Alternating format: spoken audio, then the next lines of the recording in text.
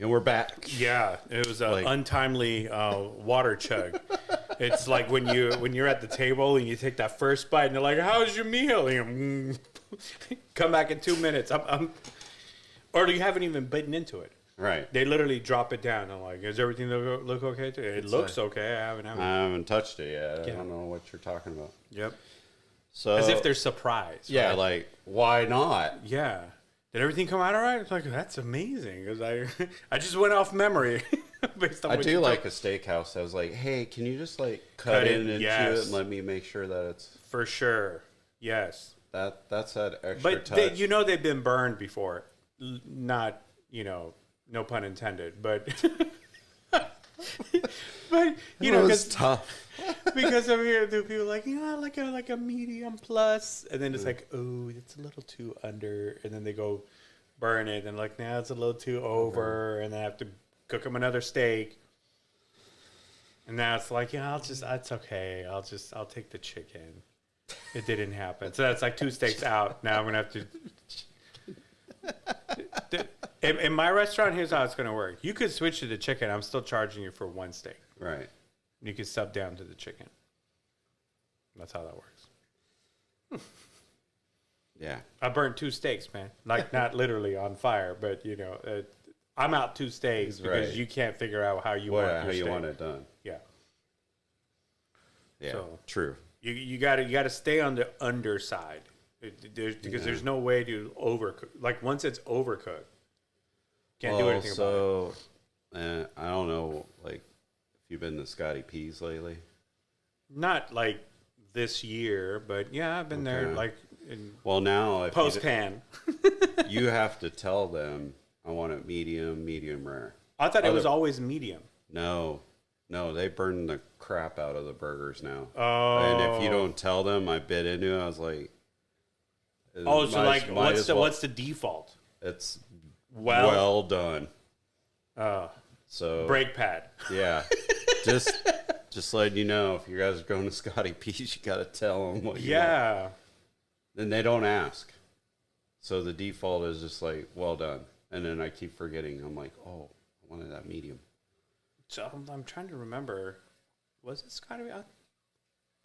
I don't know. I remember I thought their default was like it's always like our standard is like medium unless you ask for something different.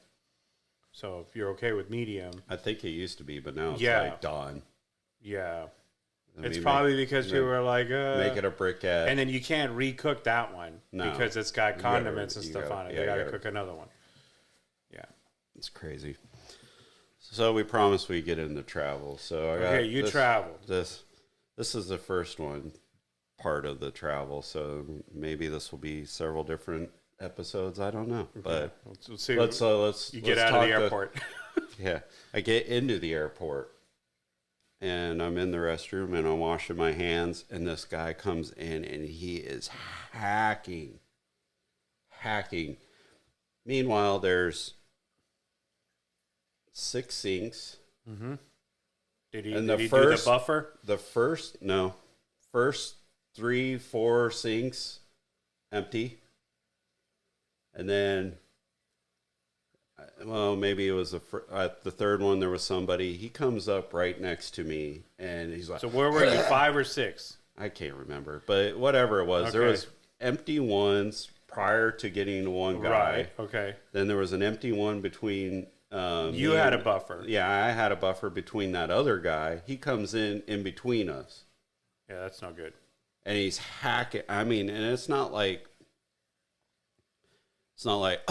like clearing your throat. He's getting at it. Like, yeah. And then he goes right in the sink. It. Yeah. And then he just leaves it there. And then he walks right out, and I'm like, the other guy's looking at me, and I was like, what just happened? Yeah. Thanks. He delivered. What's wrong with people? Seriously. I've seen people do that in the parking lot.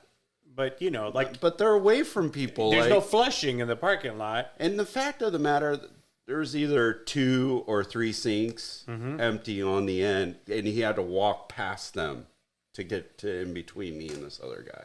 Yeah.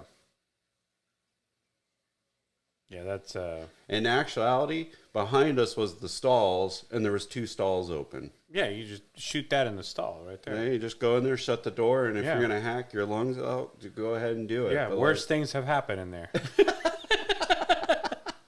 They've seen worse. But I'm just like, what is wrong with people? Yeah. And then here we were worried about like, and then I walk out and people got masks on. Yeah. With that guy, I'm like, I don't know. They don't require it on the flight, right? No. Yeah, good. I'd say 20% of the people still have it on though.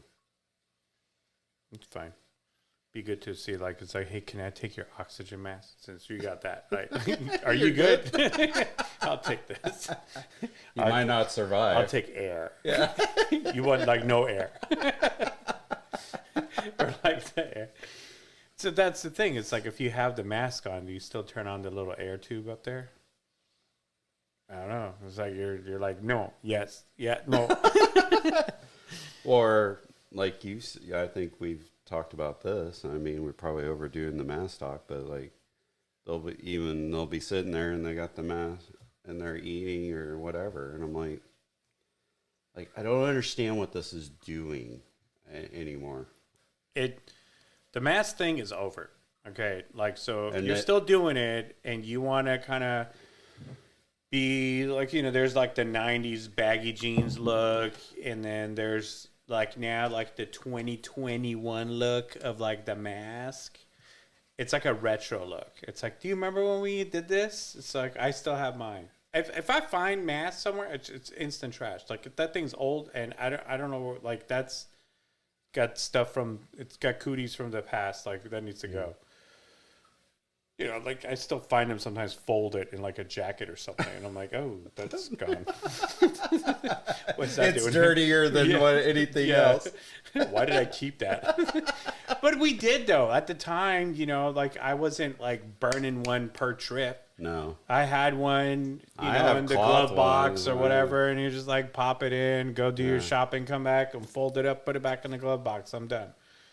I had one near in case I needed one.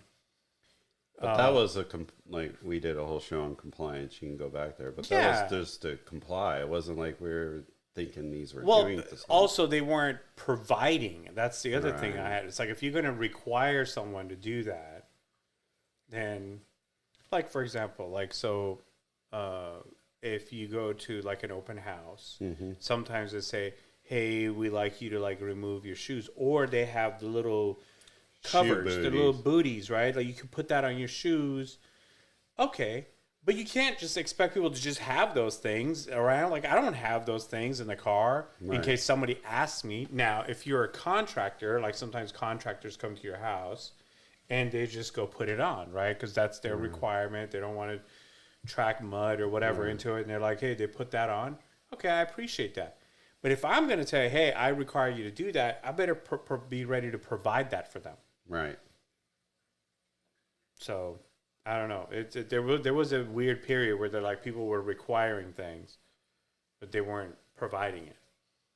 Yeah, like, I remember, like, the doctor's offices couldn't get them, so it was like, hey, that's required, and I was like, all right, I'll take, and they're like, we don't have any. Well, then I guess we're good. We're good. It's like, and they're like, well, you can't come back here. You gotta go get a mask. I'm like, where? It's like, what? Now, I could see sometimes they have like a visit section and then like a sick area. I could see them requiring it for the sick people, right? But if I'm here and I'm okay, and I'm here to be checked out because I'm okay, and then that dude is like hacking a lung and he doesn't wear a mask, like, what am I doing? Why do I put it on? All right, so the dude came, hawked a loogie, and then you come out and they're wearing the mask. You're like, what the heck, right? Now, what about the little duct tape action on the wing? That threw me. This guy's sending me pictures of the wing, and I'm like, what did they duct tape something? So let me get into this story because it's a good one too, and I don't think I've told you the full story, so you're gonna get a kick out of this. So, first of all, didn't notice that right out front. Mm-hmm. So we all got onto the plane. I'm getting situated. Like, I got my bag with my ear pods, so I'm trying to get my ear pods out, and I'm just sitting there. I'm getting my phone going so I can watch a movie or whatever, and I got stuff going on. The guy next to me is talking. He just got back from Hawaii, so I was asking that. So then over the loudspeaker, the pilot comes on. He goes, "Hey, we got a maintenance problem. It's not like the plane will fly without this, so I don't want to freak people out." And him making that announcement is freaking people out. I know, but so he goes, "But we got to wait for the part." So then about 20 minutes later, I'm like watching a show or something, and text from Marty. And he's like, he comes back on. He goes, "Hey, the part's on its way." Did they have complimentary drinks going on at that time? Or No. like the Wi-Fi or anything? So he goes, the part is the cargo net down in the storage. So things it broke. Move around. Yeah, so it broke, and he goes, "We got to replace it." So then I was sitting there, and I kind of glanced out the window, and I was like, "Huh." See this duct? It's like it's the duct tape that you'd use for like your air conditioning unit. Duct work. Yeah, right. duct work. The silver looking one. Silver, shiny, whatever. And it's over this part of the motor.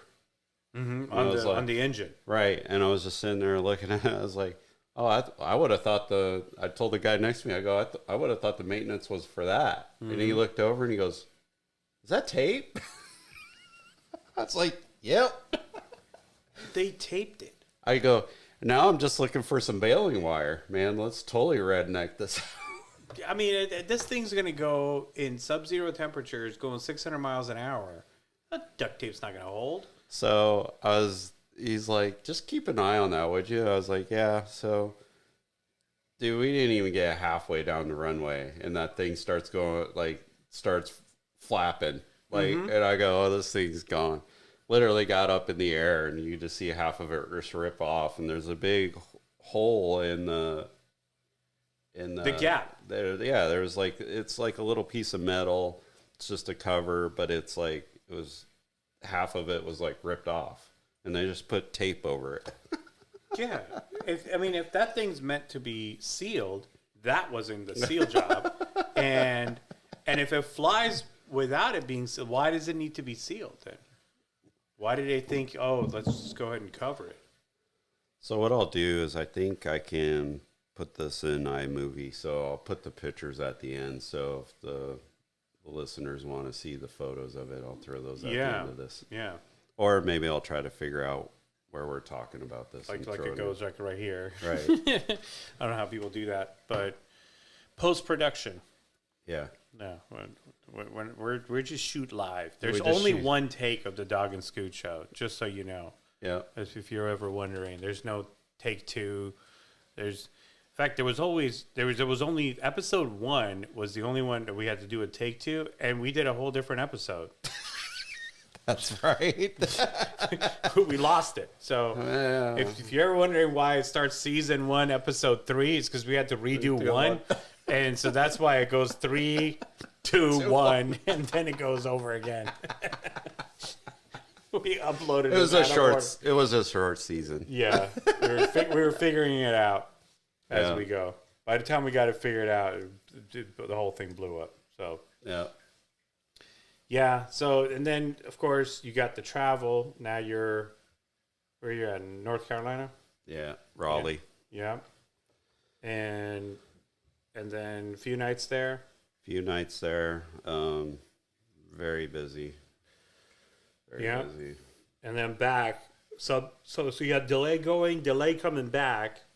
And then I thought it was interesting at the end, you were still doing some work afterwards, right? Because that's the thing. It's like traveling is difficult enough as it is.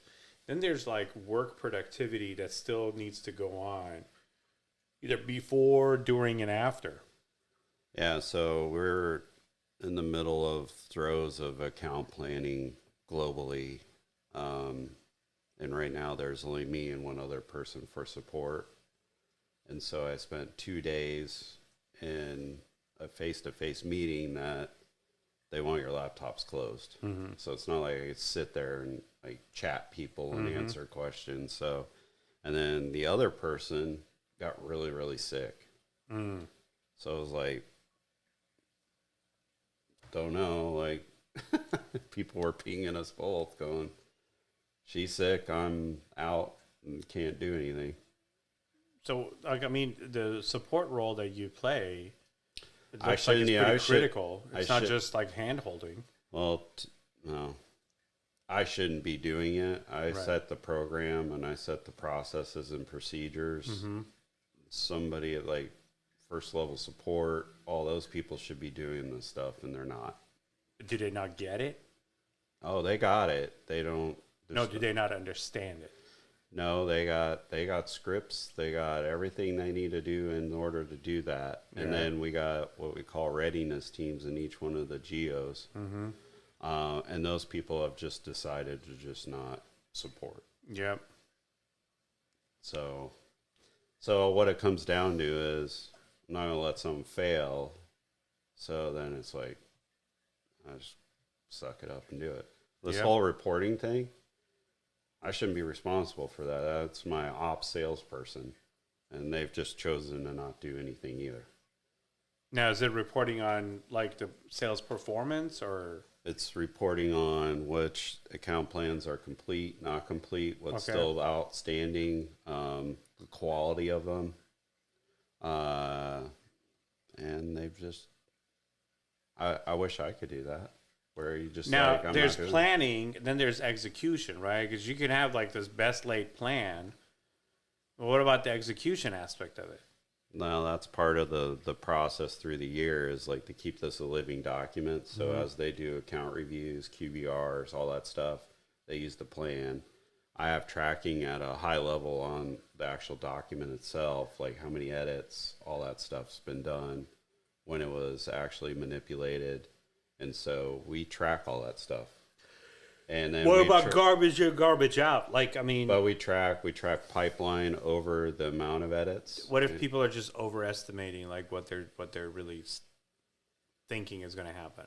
Well, that's what because I've experienced that before, especially with certain salespeople. They overestimate, and then it just the actuals never come out, and it's not because of lack of planning or presentation. It never was as high as they thought it was going to be. Well, the opportunity, size of the opportunity. There's certain things that you should know and that you don't know. Yeah, opportunities can go up and down based upon what's actually happening. But seeing somebody that does this properly. So in one of our segments, actually our CEO had to go out there and have a talk with them because some of the guys were overestimating. So they sandbagged the pipeline. It happens. And then they're wondering why they're on a decline every year. So the corporation that I work for right now is going through a process, and they never had this, where it's been basically like a small field company where you just go like everything's hip, everything's cool, like, and you can feel free to go do what you want to do. Well, now they're doing a pivot where a lot of these people that aren't performing to a certain standard, talking about from prior, they have a standard set now, whereas before they didn't have a standard. So a lot of these people are going to be going into performance plans. Yep. And a lot of people are either going to leave or they're going to actually get their butt in gear to go do what they need to do. Right.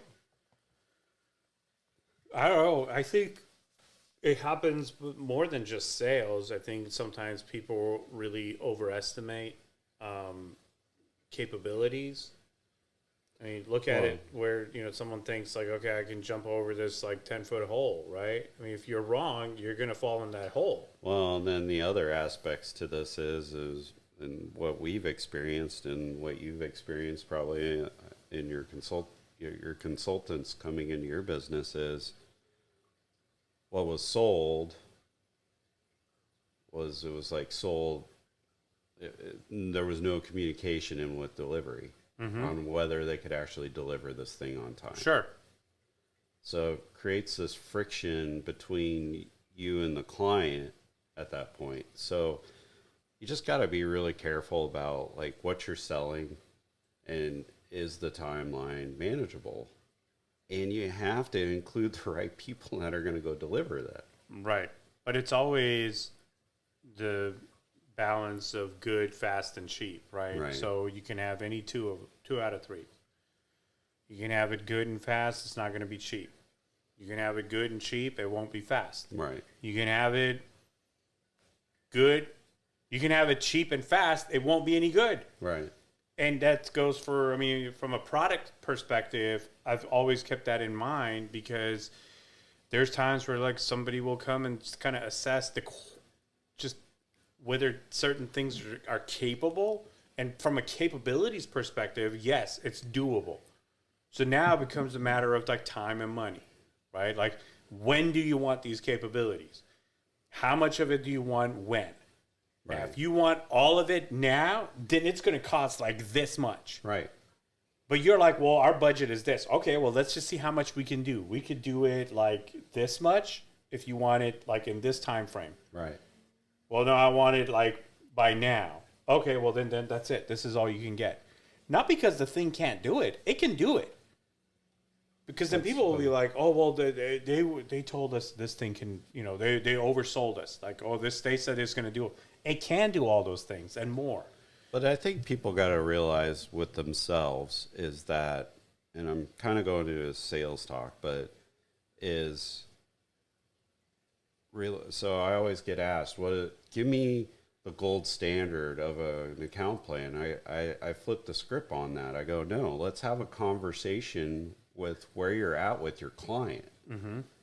Because what's good for you and your client may not be what is like a stellar account plan that I've seen. Because it depends on where you're at, the relationships you have. You talk about, I look at a lot of win-loss information. Mm-hmm. It comes down to two things, really.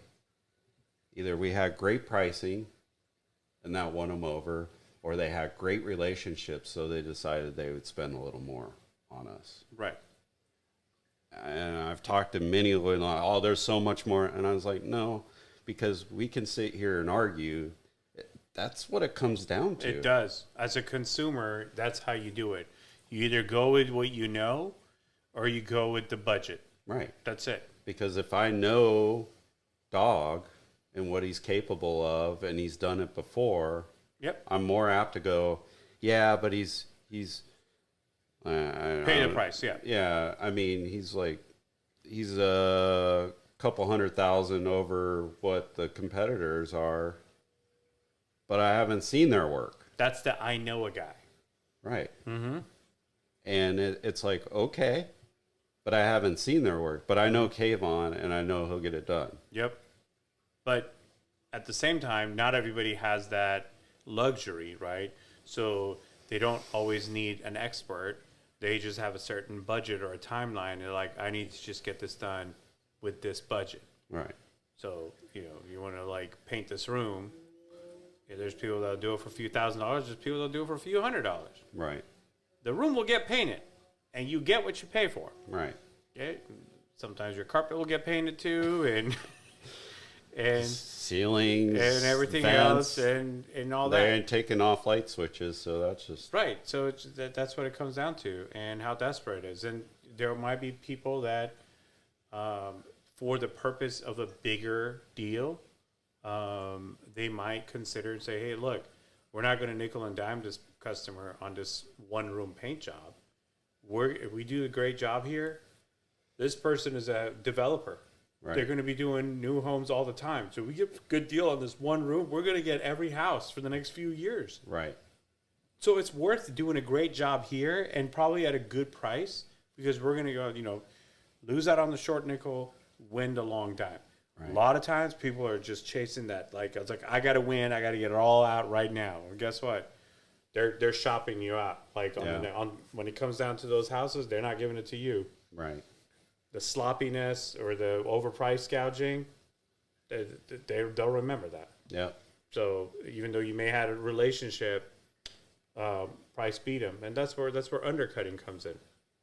Well, that's just knowing the quality of the work, and at some points, if you don't know a guy, I mean, you got to put faith in something. So you got to give somebody a shot. Yep. So especially in services, whether somebody doing a service, cutting your lawn, or doing housekeeping or whatever, some things are a little bit more intimate. Like you don't go shop out your babysitter all the time. There's somebody that's built a trust with you. But if it's a service, is like cutting lawn, right? In fact, at some point, they'll just keep raising their prices, and they're actually doing lower quality work over and over again. So yeah, you've been with them, and they're basically taking advantage of the legacy customers in order to win new customers. And when you're trying to win new customers at the expense of your existing ones, you're constantly replacing You're constantly replacing customers. So if you're doing that, that's sort of like these fast growth companies. I was just like, why aren't you just growing, right, as opposed to just staying the same? Right. The concept of being able to have a big front door or like a big back door. Yeah. Well, and that's exactly why I started to mow my own lawn. Is because I was paying somebody, and then they come to me saying they're going to charge me more, and then they mowed my lawn that day and missed a whole half of it. Yep. And I was like, well, now if somebody else wants to come get that business, I guarantee you they'll underprice it and say, "Hey, I'll." They'll underprice it, but then the problem is they won't be able to keep up with that. They'll do good for a couple weeks, and then they'll start slipping on things. And I'm like, I can't, like, I don't work that way. It becomes the Scotty P overburned burger, man. Because I forgot to ask for a medium. Yep. Oh yeah, now we burn them. Well, it's like, oh, well, I didn't know you wanted that patch done there, so I'm like, I'm gonna have to upcharge you on that. So it's like every time you talk to these people, it's like, hey, you missed this, and they're like, oh, by the way, I gotta increase my price on you. Why do I need you then? Well, a lawnmower, I get my money back right away. I've seen it, and talk about travel, to tie it, coming from the lawn, bringing it back to travel. Like I've seen it with like hotel prices, right? It used to be pretty standard. Like a lot of hotels came with breakfast, okay? But it also came with like stuff like, I don't know, water, housekeeping and water, and also parking. Yeah. What do you want me to do? Now, like, parking is like some additional expense. Yeah. Like, and it's not like $5. No, it's like $20, $25 a night. Yeah. Okay, hey, are you valeting this? No, like you park it. Yeah. To stay in your place, you want me to pay to park? So shouldn't that just be part of the room? Just tell me it was $265 a night. Why are you towing this $239? Right. And then just charging me an additional $25 for parking? So that's one. Two, now they're like, okay, breakfast is available. Okay. Is there like a menu or something? No, it's a buffet. Oh, okay. You go down there. It's that stupid continental free crap that they used to do. And now they're like $18 a person. $18 for this? Runny eggs and, ugh. No thanks. No. I'd rather go to the McDonald's. $4, I'm good. So, I mean, just come on, man. I mean that's the whole thing. That type of buffet, you've got the cost down to like it's like $1 a head. Just include it, or just go to $269 and just say everybody gets free breakfast. Let me think I got something. Right, and then it's, hey, guess what? You're increasing your margins because not everybody's going to go eat that stuff. Correct. So you don't need a cook. Yep. All the time, right? I'm just like, I don't understand it. I mean, they're starting nickel and dime it, but I guarantee you, pretty soon they're going to be like, okay, so you flying, right? That's what we start talking about, flying, right? Used to be a glamorous thing. Mm-hmm. It's not glamorous, okay? It's like, and then not only that, you got people bringing all kinds of stuff, and then they charge more for like different seats. Right. And then now, like, to bring bags inside or to put bags underneath, pretty soon, I guarantee you, they're going to be like, okay, here's how much it is to fly. Do you want to sit down? Right. Okay, otherwise, like, this is just a standing room only. We got a handle for it. Yep. That's going to be a Spirit Frontier, dude. It's like, okay, you're on the plane. You will land in Phoenix. But, you know, this one's just standing. $100 is standing. You want to sit, that's extra. They already do it at the stadiums. They're selling SROs. That's what they're called, standing room only. 3 hours. You got no seat. Right. So it's not like filling out the stadium. But there are also times where like there's empty seats, and then there's people that are just standing. Right. It's crazy, man. The level that we're going to, and the stadium stuff. It's gone so expensive. $40 to park the car. Oh, geez. And it gets higher. Like $40 is a remote lot.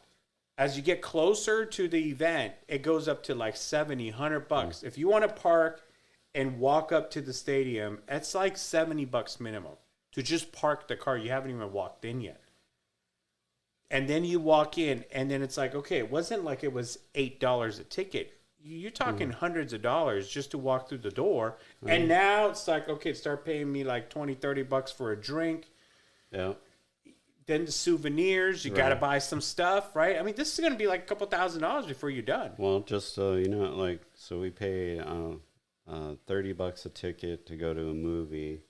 Mm-hmm. 4 of us, $30 each, and then of course there you eat. Mm-hmm. So the one I like anyway, you eat. Marnie got a wine, I got a beer. Yep. And it was just the food. $100. $125. Is that including the tip, or you tip on top of that? No, they charge it. I respect you for adding the tip. Mm-hmm. But once you've added a tip, don't add another line. I'm not adding anything to your tip. I'm sorry. There should not be another line. It should already be filled in. So to me, you helped yourself. Well, you've actually hindered my tipping because I normally tip way more than 18%. Mm-hmm. Yeah, but when you do that, you're counting on the double because it's dark. They bring you the receipt. People are like, okay, which I get. Like I can respect it, but just know that, like, hey, you guys lost out on bigger tip because I'm like, you guys already put it in there, which is great because then I don't have to sit there going like add it all up. Yeah. So the movies, yeah. I mean, we used to Speaking think, of which, popcorns and stuff was expensive, but now you got the meals and stuff. Speaking of tip, so we got this place, Community Grill, that's right over by us, right? This place is brilliant. Like, I don't know why all credit card systems don't do this. So when they hand me the receipt, it's got a square box where the tip should be, and it gives you 18, 20, 25, and 20 or 28. Mm-hmm. And I think you got a custom or something like that. So it goes through all these spectrums. It's got a little check mark box which one you can select. Mm-hmm. And then it already has the total already done. So you check mark it, sign, out the door you go. Okay. Why don't most credit card companies put this thing together? Is it the iPad that they flip around? No. This is on a physical piece of paper receipt. It's printed at the and bottom. To check it. You just check it. Which one do you want? I see. They've already got the numbers and everything. They already got the numbers total. I don't have to sit there and... it has a subtotal for each one, too. So it tells you what the total... Yeah, that math sometimes gets crazy, man. Sometimes I messed it up one time. Yep. Marnie's messed it up one time. She sometimes I'm not trying to like struggle with the total. I'm actually trying to do math, and I'm not equipped to do the math right now. Right. So I just go like, just even. I'm like, okay, just take 30, just so I can just do an even number. Right. But like, I don't like. I'm trying to add pennies. Like, we're spending all this money. I'm like, I don't want to do pennies right now. This is math. I don't want to do math. Right. Yeah. No, and I'm like, and then one time, Marnie put an amount for the tip, but then she added an extra 20 on the total, so they took the total. Not the line, right? I don't know what the total. Which I mean, I don't care. Like, be a blessing and be a blessing at that point. But I'm like, so it's like, but this is brilliant. I love going and eating there because I'm like, cheek. And then I'm like, sign, done. Out the door I go. Yep. But I'll tell you a place that, like, I don't know the last time you went to, like, bowling. Like, bowling used to be, like, cheap pastime. Oh, jeez, it's the expensive. The other night, Kelly was like, hey, you want to take the kids bowling? I'm like, do you know, like, how much that's going to be? She's like, I don't know, $56. I'm like, no, how about, like, $200-$300? Yes. Yeah. She's like, no way. I'm like, oh, yes, way. First of all, just the lanes alone. Maybe you listen to a podcast. Here, just go listen to this. No, but I'm like, look, you're talking Friday or Saturday night. This is prime hour, just like top golf, right? Like you're going to be paying prime. If you go on on a special night where you're paying by the hour or something, maybe you get a chance. But again, once you add in the food and all that stuff, then the shoes and it starts adding up very quickly. I remember going with my dad. I mean, it was like $20-$30. Yep. It's like shooting pool or like we go bowling. It was like a dirty thing. It was like, you go. It wasn't glamorous at all. No. Then they started coming up with the like glow bowling. It was just different light. Right. Just to attract a different crowd. But it was the same stuff.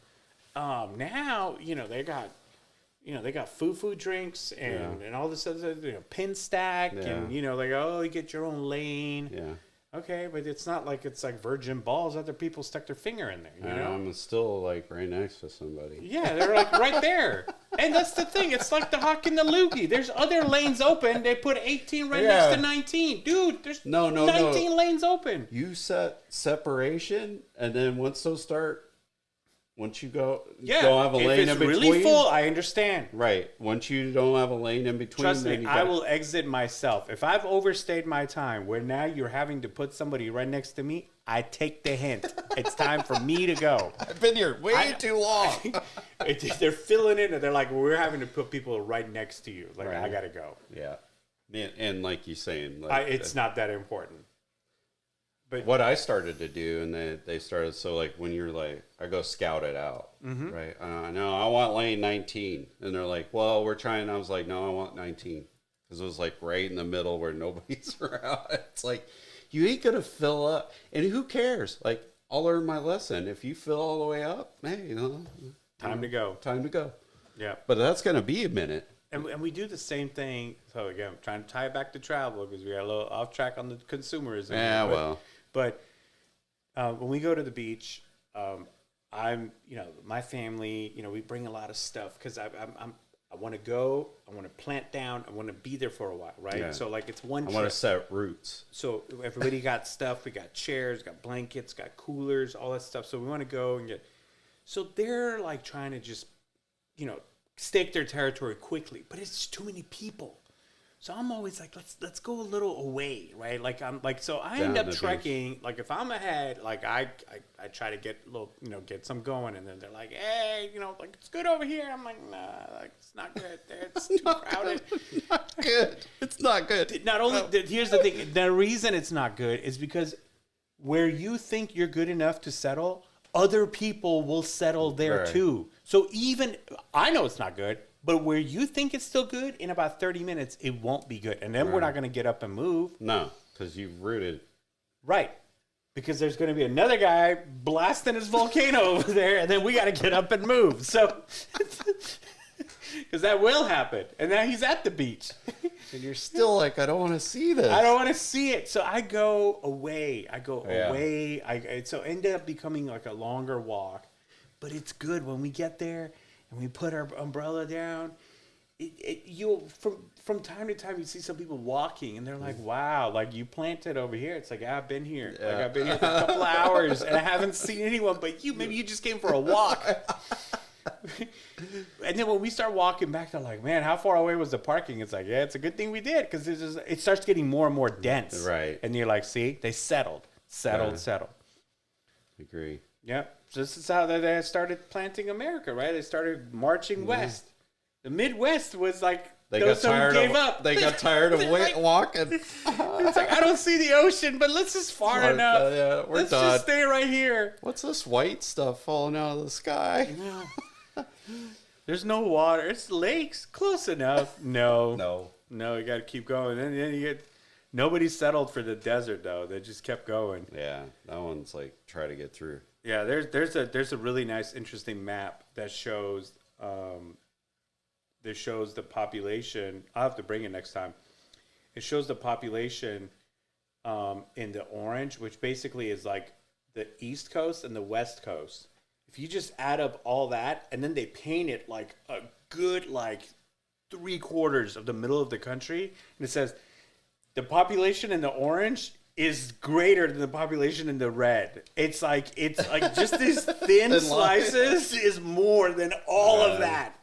Just so you know, it's a big map. But there's a lot of nothing. Right. There's a lot of nothing. It's like when you see like election maps and all that stuff. They're like, oh, boom, you got this whole county. It's like, okay, there's like 80 people there. Okay, like that whole county, especially in areas in like Nevada and New Mexico and all that stuff. There's nothing. Nothing. There's nothing. You look at like the majority of their population is in like 2 cities. Right. Yeah. So that's it. Like it's just like you just Phoenix and that's it. The rest of it is nothing. The 90% of their population is in like 3 cities. Right. The rest of the whole, so you could just block out the whole county. So they have different maps that show like population. Yeah. And then you're like, okay, it's just these little dots. Right. The rest of it, you didn't get like people all over. They're like, oh, he got this whole state. It's like, right. Yeah, I'm sure he did. Yeah, there's not much going on. So when you're traveling, and you're traveling across some of these nothing, just keep driving. Yeah. Don't settle. No. Keep going, people. Keep going. All right. Well, with peace that, out on that. Peace out. Stay safe.